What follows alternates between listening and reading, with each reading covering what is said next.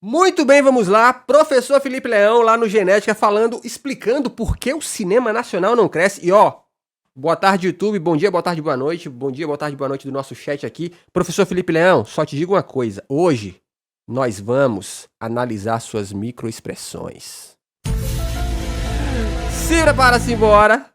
Por que o mercado do cinema no Brasil, ele não conseguiu crescer, ou não consegue crescer, ou pelo menos existe essa percepção de que parece que não vai, parece que toda hora é voo de galinha, sabe? Agora vai, volta, vai, volta. Por que o cinema brasileiro não se desenvolve como em outros países? Mas o que é desenvolver o cinema? Agora eu tô curioso, porque assim, ó, a gente tem uma percepção às vezes errada do cinema brasileiro. Por dois motivos, né? Porque a gente compara com o cinema americano, né? E a gente geralmente compara, falando dos homens, né? Compara com tiro, porrada e bomba. Nossa, explosão, isso aqui é cinema, né? E isso não é à toa, né? No Brasil, a gente passou anos sendo ensinado que cinema era isso, por quê? Não sei se vocês lembram. Tela quente era basicamente filme assim, né? Tiro, porrada e bomba, filme de alienígena, explodindo tudo. A Band tinha um negócio chamado Força Total. Toda terça passava filmes de porrada. Essas coisas. Então, esse foi a nossa educação.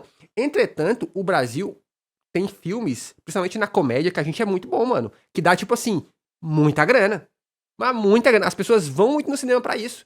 Eu lembro que durante muitos anos, os filmes de maior bilheteria no Brasil era filme dos Trapalhões. Tá ligado? Então, assim, o que é cinema pra nós? Cara, a gente já teve um momento histórico muito relevante pra construção de público no Brasil. Olha aí, ó. Como é que é? A carinha do Philips Lion. Bom nome. E isso foi interrompido por razões políticas e externas. Qual deles? Externas e internas. Década de 70. Tá. Década de 70, a gente tinha um momento onde a gente tinha a Embrafilme aqui no Brasil, que era a empresa A brasileira de vitória cinema. do trabalhador. Opa! IA/Baja apocalíptica renovo osu. Agora só 6 meses de carinho gostoso. Obrigado pelo Au. sub renovado. Au! Sob o contexto da ditadura militar, então assim, todas as contradições que envolvem isso, né? Inclusive quando a gente fala hoje que a gente quer de novo uma empresa brasileira de cinema para financiar o cinema brasileiro, não significa que a gente quer aquela Embrafilme que é usada por meios dos militares. Eu sempre digo isso. A Embrafilme, uma empresa brasileira de cinema, ela é um meio, é uma técnica, e ela, portanto ela demanda de um uso. É do uso que a gente tem que falar. Aquela técnica, aquele meio, a gente quer de volta. Agora, como ela vai ser usada, aí é outra coisa. A gente não quer que esteja na mão de militares de novo, obviamente. Só que esse contexto histórico da década de 70, onde através da Embrafilme nós tínhamos muita cota de tela, nós tínhamos muito financiamento direto, não é financiamento que sai de uma empresa que vai deixar de pagar imposto, para esse imposto ir para o filme, e aí a empresa, claro, ela vai ter interesses naquele filme específicos, qual que ela vai querer botar ou não e tudo mais. Não, é investimento direto no filme, que fez com que a indústria brasileira de cinema crescesse absurdamente e tivesse público para cinema brasileiro. Então, assim, a galera ia muito pro cinema pra assistir filme brasileiro na década de 70 em razão de uma empresa brasileira forte. Vou fazer uma pergunta burra aqui. Essa era a época Mazzaropi e Trapalhões? Trapalhões, a época de Dona Flor e os Dois Maridos e tudo mais. Essa. Cara, e aí, ó, a gente não pode negar, né? Até dando esse exemplo aí, Dona Flor e seus dois maridos, o roteiro disso é muito bom, né, cara? É do Jorge Amado, né? O Jorge Amado sabe escrever, não é à toa que a Globo fez trocentas novelas das obras do cara, né? Pra você que não sabe quem é Jorge Amado, é o cara que escreveu, por exemplo, Tieta do Agreste. E era muito ousado. A famosa cena de Dona Flor e seus dois maridos, né? Dela na rua, de mão dada, com o marido e o, entre aspas, o amante, o outro marido, com a bunda de fora, é um negócio clássico, né? Essa época. Mazzaropi é um pouquinho antes, então. Década de 70. A década de 70, acho que é, então. É. Acho que é tudo mesmo tempo. Isso. E aí, enfim, nós temos uma construção de público. É a época do cinema erótico, das pornô chanchadas e tudo mais. Que, aliás, ó, esse seu riso aí é uma parada que a gente tem que relevar. Eu quero contar a experiência que eu tive já. Boa. Continua que eu vou contar uma Sete Gatinhos. Sete Gatinhos é a nossa referência. experiência boa. Não, mas é isso. E muito dessa difamação em direção à pornô chanchada vem muito dessas consequências que eu vou falar já. Enfim. Então, Hollywood fez uma versão de Dona Flor e seus dois maridos, ficou um lixo. Não, Hollywood tem essa arrumação, né? Os caras têm um filme bom pelo mundo. Vamos fazer uma versão nossa. É sempre assim. A gente tem um momento histórico muito relevante para a construção do público brasileiro. O meu pai não era muito nessa época, mas meu avô ia pro cinema. Meu avô falava muito. Muito. Felizmente, seu avô fala que ia pro cinema assistir Pornô Chanchada. Mas hoje, a galera que fala que o cinema brasileiro é uma grande porcaria e tudo mais, o avô tava lá no cinema. Mas hoje fala que é uma porcaria, sabe? Mas era um momento, portanto, de relevância histórica no cinema brasileiro, de construção de público em razão de uma empresa brasileira forte, que junto a ela, aqui no bairro da Luz, em São Paulo, tinha a Boca do Lixo, que era o local de produções das pornô chanchadas e tudo mais, e é uma lógica de produção muito veloz, era papo de... Uma semana tava o roteiro na mesa do produtor, na semana seguinte tá gravando, na semana seguinte tá na pós, na semana já tá em cartaz. Caralho. Pra quê? Pra fugir da censura, né? Porque essa velocidade e entrada do próximo filme fazia com que... Pô, inteligente, é isso, cara. O pior... Eu gosto de ouvir essas histórias sobre a época da ditadura, no sentido da censura, porque mostra como o brasileiro foi criativo pra poder fugir da censura, né?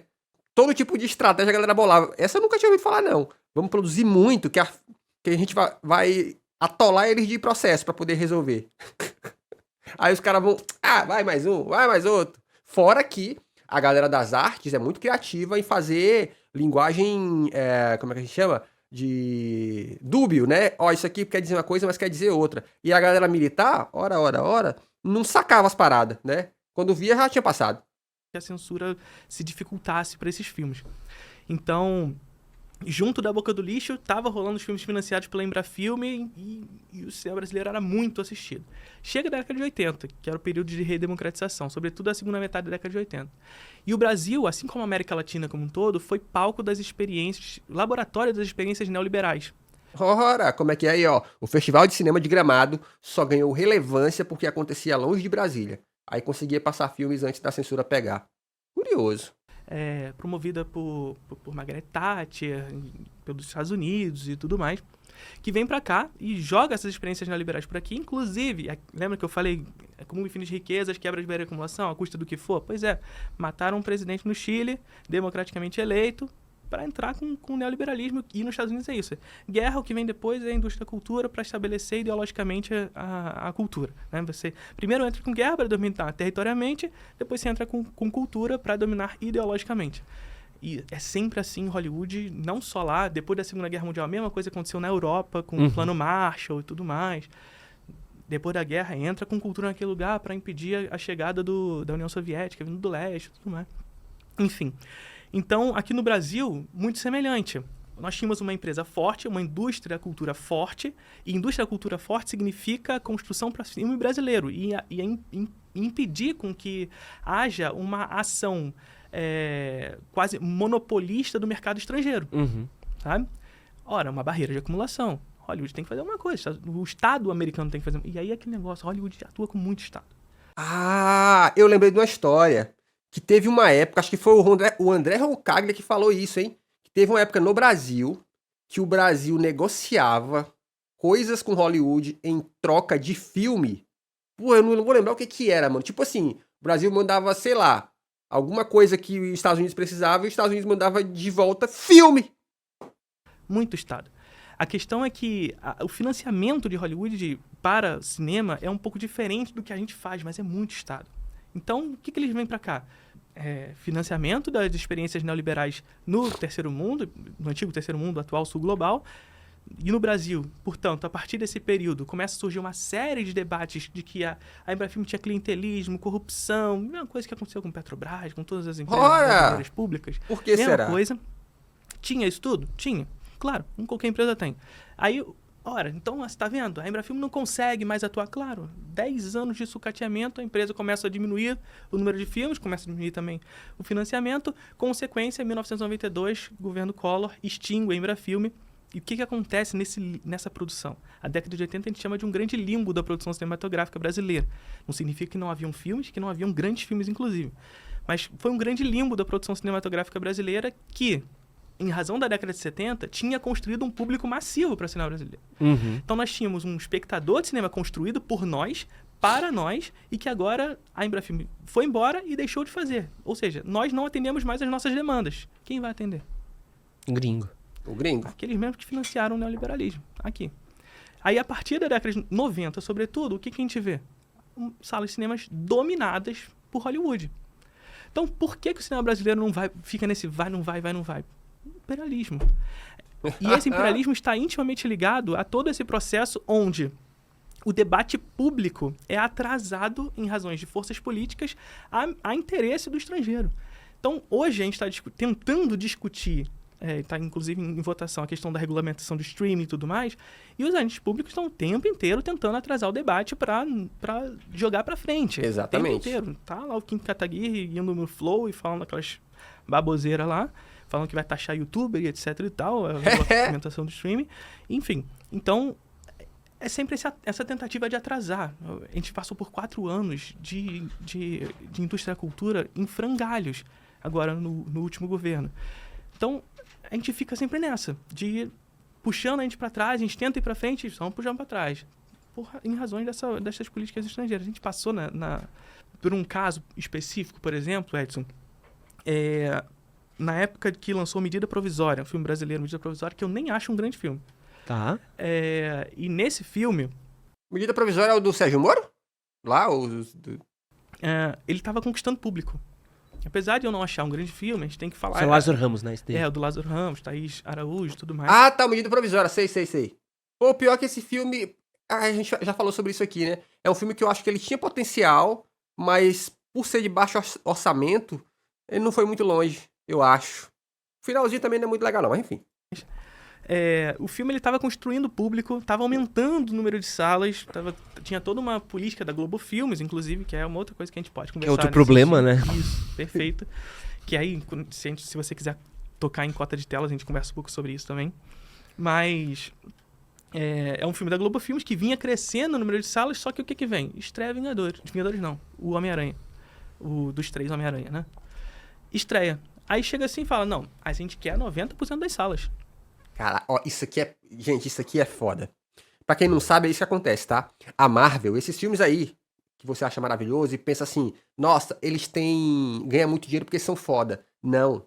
A empresa dona do filme fala assim, ó, eu só deixo você rodar o meu filme no seu cinema se 90% das salas, sabe? É nessa paulada aí, ó. É 50, 70, 90 forem reservadas pra só rodar esse filme. Aí você vai pro cinema e fica assim, nossa, sala 1, 2, 3, 4, 5, 6, 7, 8, tudo só esse filme. Por que será? Por que será? Será porque ele é bom e tá todo mundo querendo ver? Ou porque a empresa foi lá e criou todo um esquema que você é obrigado a ver porque só tem isso? Porque ele dominou todas as salas. Então isso é foda. Antes de você pensar, nossa, esse filme é foda, será que ele é foda mesmo? Ou ele tem uma vantagem? Que é a vantagem de, ó, nós estamos em 90% das salas.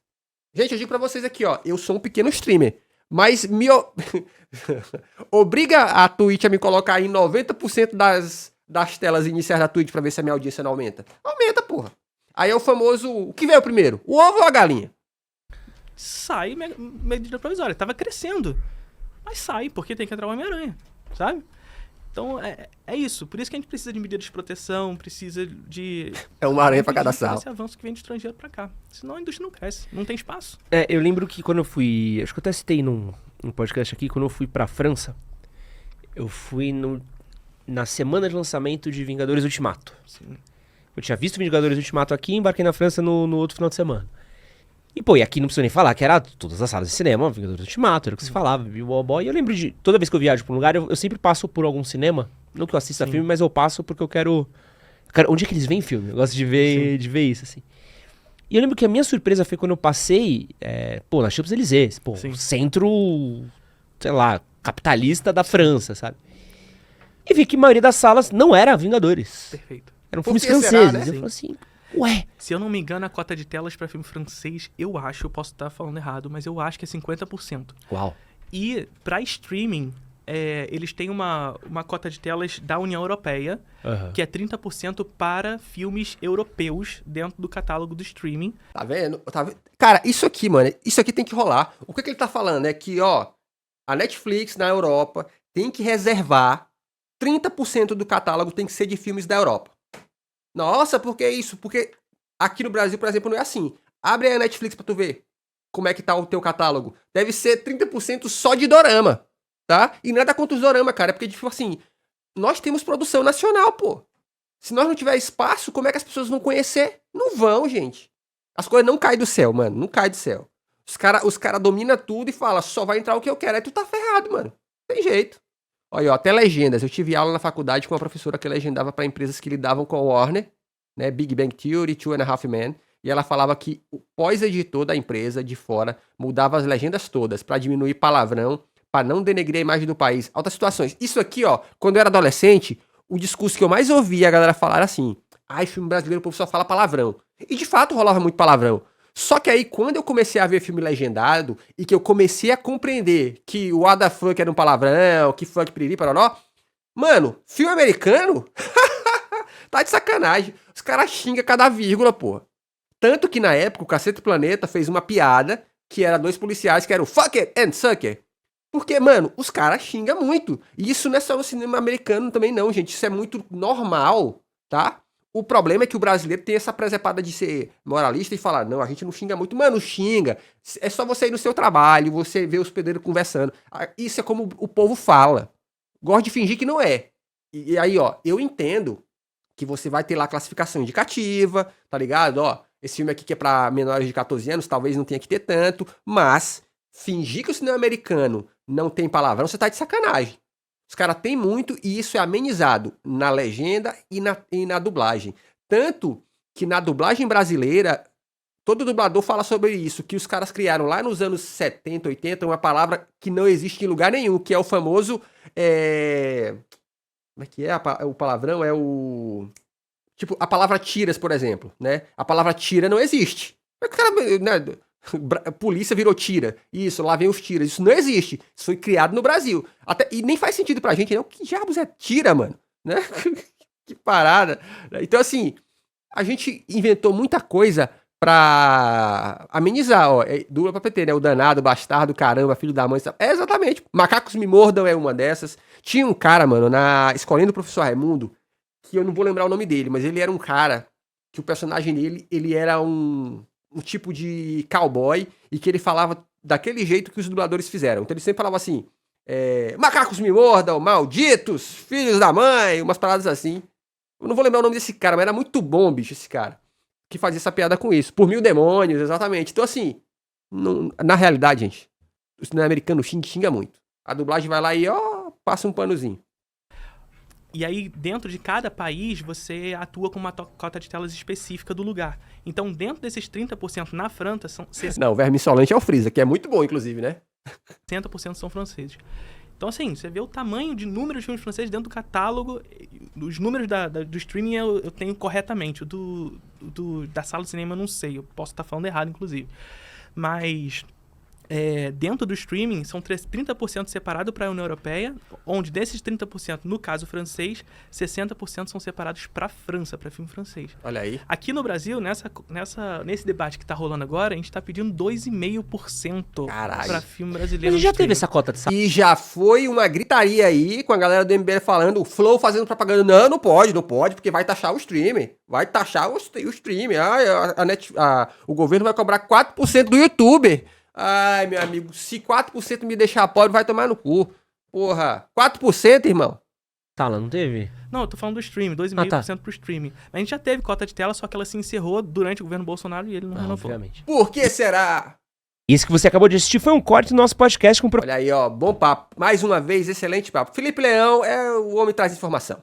Mas é isso, ó, se inscreve no canal, que aqui tem vídeo todo dia, e aqui a cota de tela para brasileiros e para esquerdalha é cota de 99%. Inclusive, lá vem mais, hein? Eu tenho um aqui muito bom guardado para vocês. Se inscreve no canal, é isso, vídeo aqui para membros, e aqui outro que o YouTube recomenda para você. Se inscreve no canal. Pode almoçar.